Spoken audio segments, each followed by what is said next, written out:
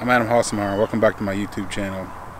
So if you kind of ask me, the XX10 lends itself really well to a 35mm equivalent lens, and that's kind of what I've been looking for with this particular camera, is a good 35mm lens or 23mm lens, but 35mm equivalent.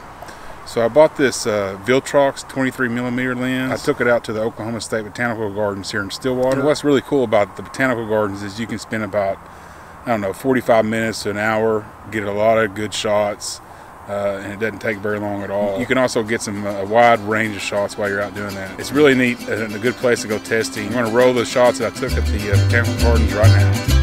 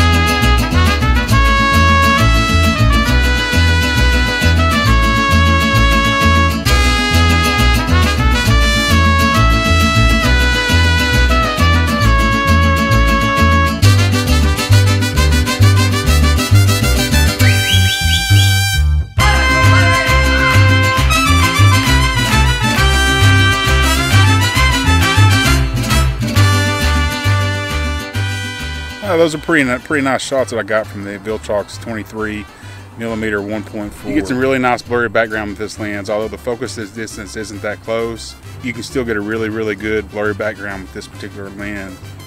And I like the way that looks. I want to admit that sometimes I go a little bit crazy with the bokeh. Sometimes I go a little crazy with the blurry background. Sometimes it's not really necessarily needed. But if you need that or need some low light performance, this will be a good lens for that. As far as size wise, it's not very big at all. I think that the new Fujifilm 23mm 1.4 that's coming out will be much bigger in size, and obviously it's going to cost a lot more.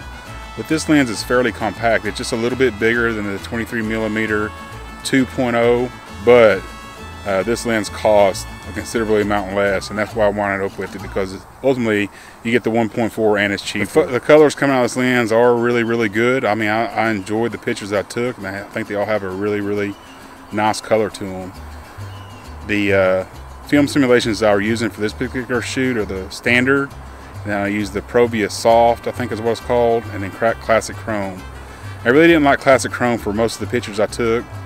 I just don't think that that particular film simulation lends itself for flowers and landscape like that. So really, for the most part, I just use standard and the soft one. Provia Soft, I think is what it's called. And I think they really look nice. And then the colors coming out of this lens are pretty good. And I will say that the viltron wouldn't mess around with the build quality of this lens. It's a nice metal construction, and it has a nice metal hood lens. So all that's going to really stand up over the test of time, I'm sure.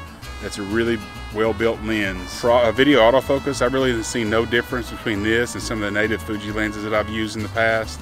I think the video autofocus on this is just fine, and I've used it for situations like this. I've used it for talking head in my office, and film different things with it. The autofocus just seems to be just as good or on par with the other Fuji lenses.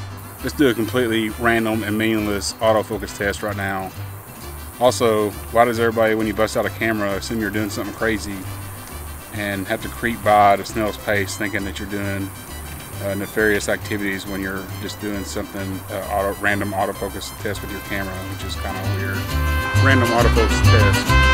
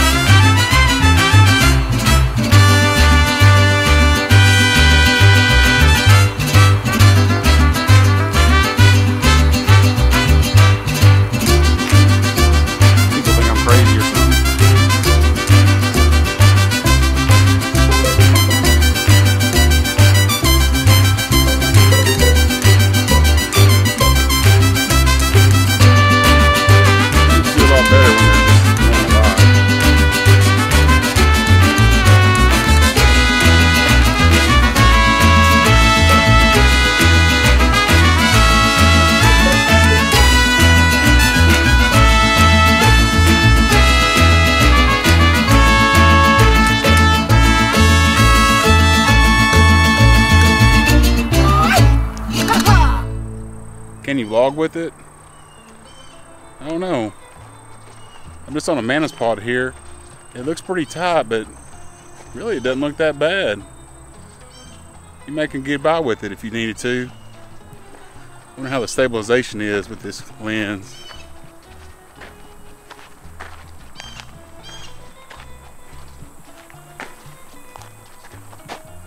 You know, really, that's not much different than a ZD1 or something like that.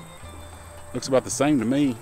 One of the weird things that happened with this lens is when I had it in aperture priority mode, I'd be spinning the aperture dial on the lens itself and it wouldn't be switching the aperture around in the settings.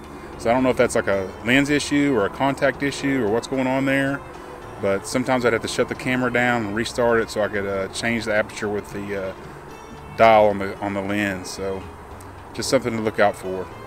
Is it the best lens I've ever used? Absolutely not. For the money, I think this is a really fine lens, and I would highly recommend it to anybody looking for a 35mm focal length lens.